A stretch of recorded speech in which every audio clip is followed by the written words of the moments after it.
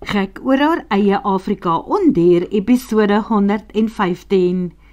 Dit is onmoontlik om te besluit wie van hulle twee, Lia of Sergio, die verligste is, toe Anna en Jesu net na 4 aanmeld om die tweeling te kom haal.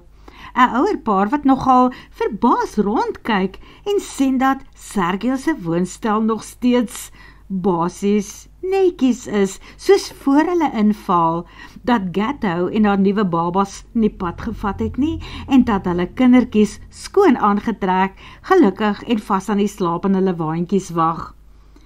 Iewers in die groot waskamer van die huis is die handdoeke en die lakens in die tuimeldroër, verduidelik Lia, maar die klere wat hulle aangehad het, het ons ingeseep en daar gelos. Ek weet nie of julle die vlekke ooit weer gaan uitkry nie. Julle het voorwaar nie oordryf oor magies wat 'n bietjie omgekrap was nie, maar hopelik is dit nou veel beter. Sy noem net so terloops aan die pa en ma dat dit met die hulp was van die gawe Dr. Dave Cameron wat vroeër vandag ingevlieg het. Net een klein druppeltjie van sy spesiale dopa in hulle bottels het gehelp.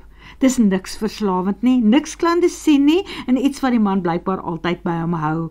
'n Middel wat hy vir sy eie kleintjies ook gegee het. Dat dit met 'n stroom besware van Sergio se kant af gebeur het, gaan sy beslis nie vir hulle sê nie, want ek gee nie vir ander mense se kinders medisyne in nie, het Sergio met daardie eerste voeding gekeer, toe Dave die middel uit sy mediese tassie gaan haal het. Wel, Dave doen, hy gee vir ander mense se kinders medisyne, hy's 'n dokter, en die mense vra hom gewoonlik om dit te doen. So wag en kyk wat gebeur, het Katja rustig vir hom gesê. Kom aan Sergio, leer om ander mense met hulle medisyne en met jou kleintjies te vertrou. Waar Sergio teruggekap het, dit is juist die probleem. Hierdie is nie my kleintjies nie, so ek kan nie sommer net ja sê vir goed wat julle vir hulle wil ingee nie. Toe vlieg Katja hom in. Sergio, shut up, en wees bly dat ons hier aangekom het. Babas ontwater ontsettend maklik, en as hulle are eers hol is, moet hulle hospitaal toe gaan en 'n drip kry. Jy kan dit seker weet. Wees dankbaar dat ons hier is, en vind liewer uit wat die middel is, wat Dave aangemaak het. Miskien kan jy dit by jou ook hou, as jy op jou rond is in die veld is. Ek weet mos, dat jy as veearts soms moet ingryp, as mense op afgeleë plekke in die moeilikheid is. Ek was saam met jou daar. Dave het gelukkig net geglimlag, en 'n botteltjie van sy geheime dopa by die kinders se melkbottels in die mandjie gesit. Gee dit vir die ouers wanneer hulle kom en verduidelik vir hulle hoe om dit te gebruik. Maar dit sal nie hierdie ronde weer nodig wees nie.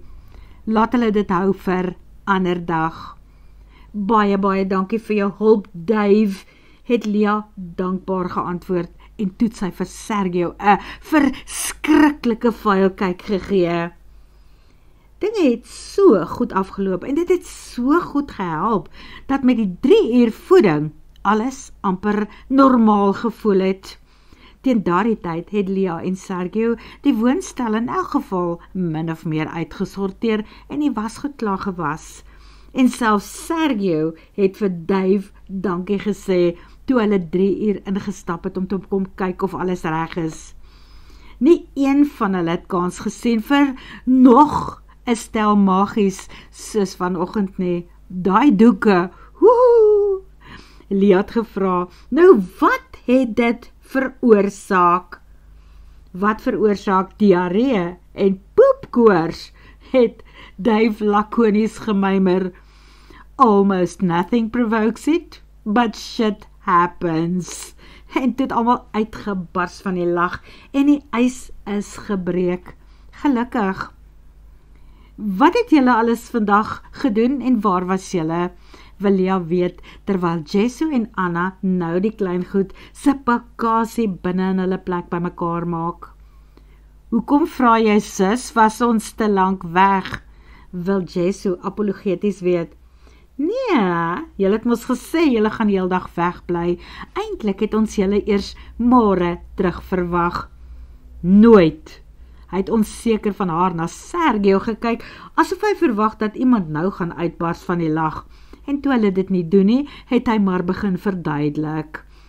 Kyk, ons het toe die baas van die buffelplaas daar by die leeuplaas raak geloop. En toe het hy ons genooi om na sy nuwe buffels, wat pas van Suid-Afrika af ingekom het, te gaan kyk.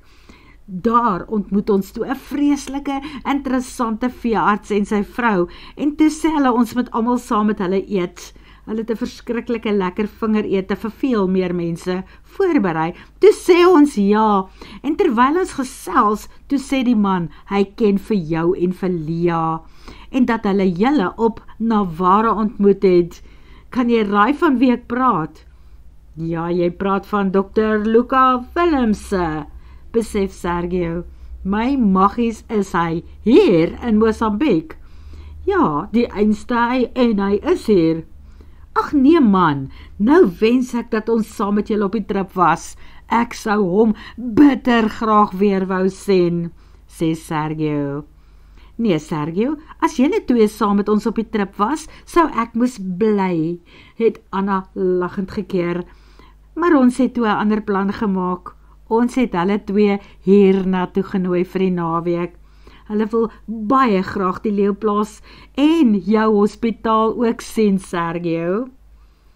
Dan gaan dit 'n besige week en 'n baie besige naweek wees, besluit Lia. Die Franse wat môre saam met Aleid inkom, Zing en Haya en die span wat tussendeur moet werk aan die regmaak van die troulokaal, wat veronderstel is om 'n geheim vir die res van hulle te moet wees. Onderhandelinge en onderhoude wat gaan volg, beplanning wat op die nuwe gronde gaan gebeur, die soeye wat gespit gaan word môre vir die nuwe hospitaal en skoolgeboue daar by die dierehospitaal en reddingplaas, en Sergio wat gelukkig by dit alles betrokke is, sodat sy aan die verrassing kan werk. Maar daar is intussen 'n ander baie groot verrassing vir haar en vir hom, wat van die Franse se kant afkom. Ons het die datums van julle troue en jou voorlopige reisplan na Europa bekyk, Sergio, sê hulle die volgende aand aan die etenstafel. Ons het gedink, as julle 'n dag of 2 langer in Parys kan en wil bly, sal ons julle graag aan 'n paar moontlike beleggings wil voorstel. Mense wat beleggings wil maak. As jy dalk 'n voorlegging aan hulle kan doen, om jou siening van hoe jy die plek oor 'n jaar, of dalk 5 jaar, kan sien, kan voorlê.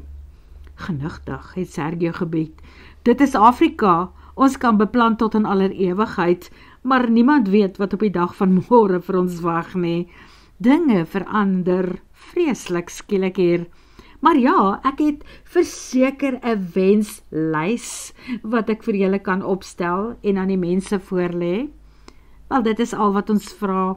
Ons het besluit om vir julle die geld vir julle vliegtuigkaartjies en ten minste 4 aande se verblyf in Parys te voorsien, aangesien dit dan 'n werksverwante reis is. Wonderlik, hulle witbrood, 'n werksverwante reis. Maar dit is onverwags en 'n baie gawe meevallertjie, iets waarvoor 'n mens beslis nie kan nee sê nie.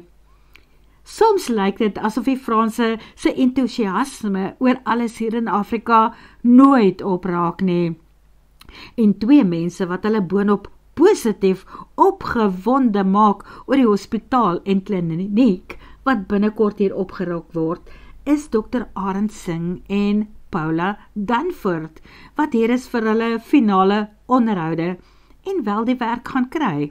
En natuurlik met Dave Cameron, wat 'n briljante vertoning daarteen een van die mure doen, met skyfies, 'n kort video of 2, en wat alles wys wat hulle daar in die hospitaal op Navarra met die mense reg kry.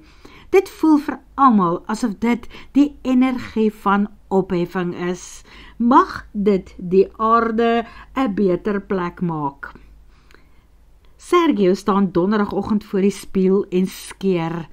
Dit is die dag waarop Katja en Duif gaan terugvlieg na Nawara. Hulle het mos kinders daar wat wag. Sergio spoel die oortollige skeer room van sy gesig af en droog af. Kinders wat hy by die dag sekerder word, iets is wat nie met hom en Lia gaan gebeur nie. Hy leef naby genoeg aan haar om te weet dat dit weer daardie tyd van die maand is. Waarskynlik Dinsdag in die vroeë oggendure begin. Gelukkig gaan dit nie meer met soveel pyn en ongemak gepaard nie. Sy gebruik nie die pil wat dokter Klets vir haar voorgeskryf het nie. Die volle kaartjie is nog daar in die boksie. Hy het natuurlik alweer gaan kyk. En om te dink, sy pa was altyd bang dat Sergio een of ander tyd 'n kleinkind buite die eg daar gaan aandra. Wat maklik sou kon gebeur het, want daar was beslis nie 'n gebrek aan probeer nie. Hy en Lia het skouer aan die wiel geslaan, by wyse van spreke. En nou trou hy en Lia oor 'n maand, en daar is nie veel hoop dat dit ooit gaan gebeur nie. Maar hy is alraai daarmee. Mense kan 'n volle lewe sonder kinders hê. Miskien selfs 'n voller lewe. Geen wonder dat soveel moderne jong mense in elk geval deesdae kies om glad nie met 'n gesin te begin nie. Sergio dink daaraan dat tussen hom en Lia in elk geval 101 planne is vir alles wat hulle twee in die toekoms saam gaan doen.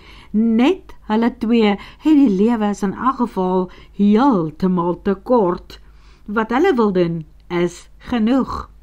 Hy stort vinnig, trek aan en stap uit om die ander mense aan die ontbyttafel in die groot huis te gaan ontmoet. Met die verbygaan sien hy dat Lia en die bouspan voor die laaste stoorkamer vergader het. Dit is lekker om Steel nog steeds daar tussen die klomp te sien. Sy terugkeer Kaapstad toe word nou verder uitgestel met die bou van die hospitaal en die kliniek op die stuk grond daar langs die Reddingsinstituut. Vir 'n kort oomblik is hy lus om vinnig te gaan hoor wat sy en die span in die mou voer daar. Maar sy kom haastig na hom toe aangedraf en hy besef net sowel die ontbyt wag en daarna moet hulle die Camerons groet. Dit is aan die ontbyttafel waar die kwessie van Lia en die zombieleeu weer ter sprake kom. Leo, wat is die storie van jou en die zombieleeu? Een van die bouers sê dat hy by 'n ander ou gehoor het hoe jy reguit in die kloue van die ding ingehardloop het, dat hy jou vasgegryp het en dat die klomp geglo het dat jy nie lewendig daar gaan uitkom nie. Sy skud haar kop. Ai, weet julle wat, die stories wat hier rondgaan darm. Kyk, ek het daardie dag vasgeval met die jeep. Daar was 'n man met 'n leeuvel om sy lyf en die vel deel so sy kop. Mense sien dit soms in Afrika, mense wat met velle om die lyf loop. Hy het my gehelp om die jeepie uit te grawe. Gelukkig is die Suzuki 'n klein en ligte karretjie. Sergio het haar 'n oomblik aangekyk en besluit, wel, dit is presies die storie wat sy vir hom ook vertel het, die aand na die tyd. So daar is sekerlik niks om oor bekommerd te wees nie. Tot die Franse baas sê, maar iemand het iets gesien wat hulle bekommerd gemaak het. Iemand by die hospitaal het gaan hoor of Lia Hurter die leeu se slagoffer was. Wil 'n stemmetjie in Sergio se agterkop ook sy rus versteur. Maar Lia is weer eens reg met haar antwoord. Wel, daar het mense in die pad gestop, maar hulle het weer gery. Miskien het hulle die vel om die man se lyf gesien en omdat hulle te ver was, het hulle dalk gedink dat hy iets anders was. Iets soos 'n dier. Of 'n zombieleeu. Een wat op die kamera hier in Hurters Retreat ook verskyn het. Wonder haar pa John skielik net so terloops. Wel, het kan nogal iemand soos hy wees, oorweeg Lia dit oënskynlik. Maar as dit hy is, kan julle nou maar ontspan, want daardie ou is glad nie gevaarlik nie. Presies die gevoel wat ek ook gekry het op die dag toe ek en hy, ja, die man met die kop, met leeuvel oor sy kop gekry het, praat Arend ook nou saam.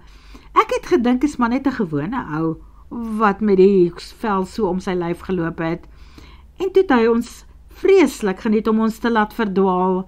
Nee, wat, hy is nie 'n zombie leeu nie, en beslis nie 'n toordokter nie.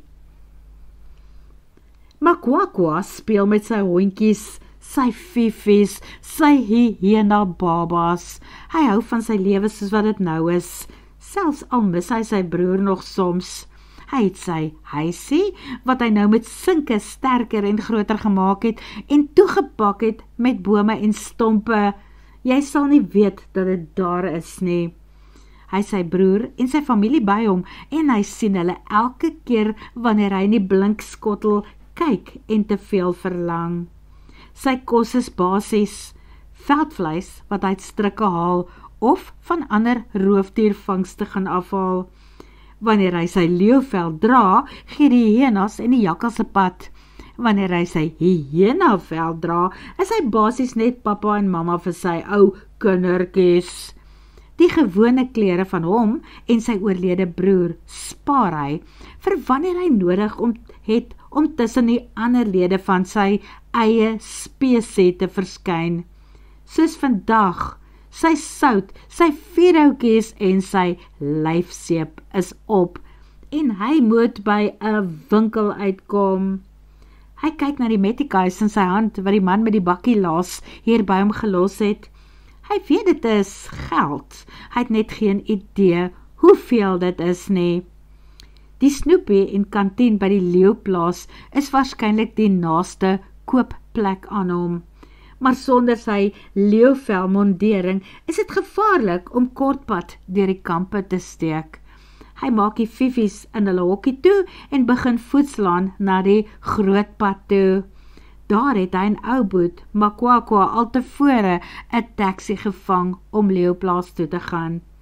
So intussen stap hy maar so lank aan. Dis gelukkig nie lank nie, toe stop die wit bussie langs hom. Waar gaan hy? Vra die man. Leeuplaas is Spaza toe. Nou maar laat jy klim. Hy klim. Die man sê, gee geld. Hy haal geld uit. Die bestuurder lyk bly. Hy wil sommer alles vat wat hy uithou. Die groot vrou langs hom sê, sies jou vark, wil jy waaragtig al hierdie arme man se geld vat? Kom aan, gee sy change vir hom terug. Sy help hom dat hy sy geld terugkry en gee die man wat die bussie ry se kop 'n klap. Hulle kom by die Spaza aan en die vrou help hom weer om sy goeders ook te koop. Sy laat dit vir hom in 'n sak sit en sê, wil jy eet?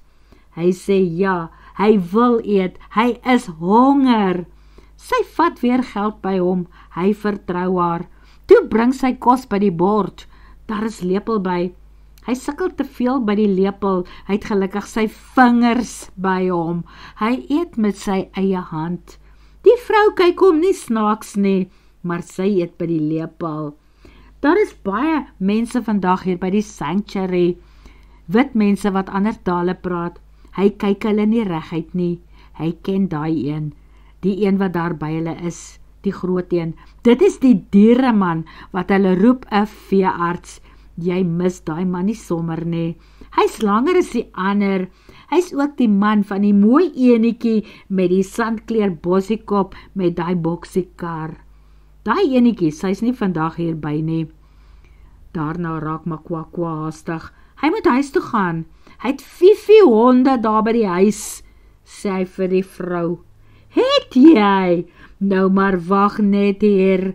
Sy staan op, gaan krap by die blikemmers in die kombuis, toe bring sy 'n sak met bene, soos in baie, sodat sy hondjies lekker gaan eet. Daarna vat die goeie vrou hom tot by die plek waar die taxi hulle afgelaai het.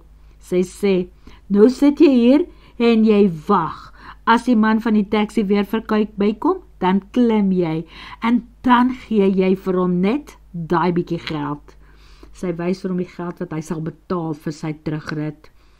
En as jy weer verbykom, dan kom soek jy my. Ek werk by daai abattoir. Ek sny die kos van die leeu's op. Beloof jy sal vir my kom kuier?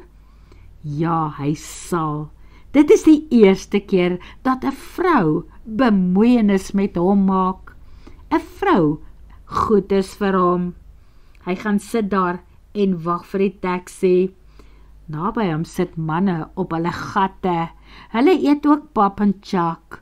Hy hoor hulle praat ook van die groot man, die veearts wat daar loop.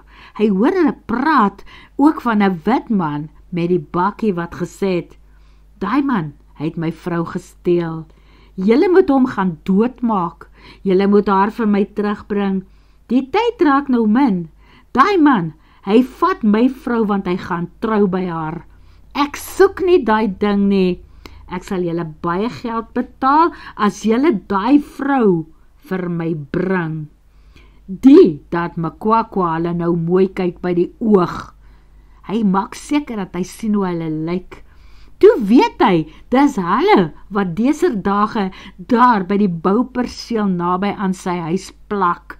Dis daai bakkie wat hulle ry, die een wat die vrou met die groen kar gejaag het. Hy oppas mos die goeders wat daar oor is. En dit is waar die wit man hulle ook kom kry van tyd tot tyd. Die een wat nou die vrou soek, oor hy haar eerste gehad het. En Makwakwa besluit, as dit van hom afhang, sal hulle nie daai vrou vir daardie sleg man met die bakkie gaan gee nie. Hy het mos gesien, dit is dieselfde ene wat vir hom gesê het, dat hy nie werd is om met Makwakwa een sy leeuvoetskoene, sy rampachas spore te trap nie, dat hy moet voesek van die aarde af. As iemand sê, hy moet voesek, dan voesek hy hom eerste. Gelukkig kan hy nou by die taxi klim en naby sy huis afklim, want van daar af kan hy die manne sien wanneer hulle daar inry. En van nou af sal hy hulle sommer nie onder sy oë laat uitgaan nie. En as hy nie weet waar hulle is nie, dan sal hy gaan soek waar die vrou is, want dan sal hy vir haar ook oppas. Word vervolg.